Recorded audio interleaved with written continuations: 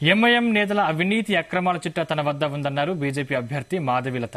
వందలాది ఎకరాల భూములను ఎంఐఎం నేతలు ఆక్రమించారని విమర్శించారు.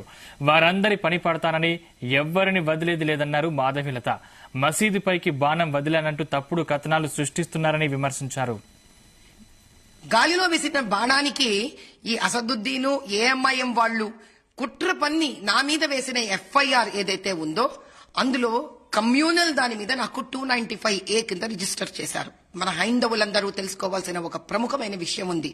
నేను వాళ్ళు ఈ ఆప్కి అదాలత్ లో రజత్ శర్మ గారి షోలో నేను వాళ్ళు చేసిన అన్యాయాలు, అత్యాచారాల, అక్రమాలను బయటకు తీసుకువస్తున్నాను అనే భయంతో లేనిపోని వీడియోలను సృష్టించి సోషల్ మీడియాలో అసభ్యకరంగా మాట్లాడుతూ అసదుద్దీన్ కి నేను ఇక్కడి నుంచే చెప్తున్నది ఒక విషయం ఉన్నది.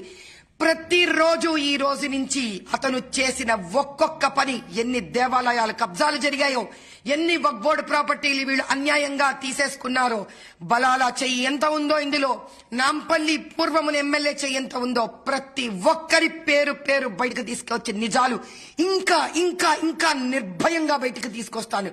వీళ్ళు చేసిన గోమాత హత్యలు వీటిలన్నింటినీ బయటకు తీసుకొని వస్తాను. ఇది కేవలం ఒక ఆరంభమే.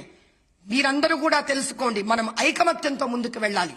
గాలిలో విసిరిన బాణానికి ఈ అసదుద్దీను ఏఎంఐఎం వాళ్ళు కుట్ర పన్ని నా మీద వేసిన ఎఫ్ఐఆర్ ఏదైతే ఉందో అందులో కమ్యూనల్ దాని మీద నాకు 295A కింద రిజిస్టర్ చేశారు. మన హైందవులందరూ తెలుసుకోవాల్సిన ఒక ప్రముఖమైన విషయం ఉంది.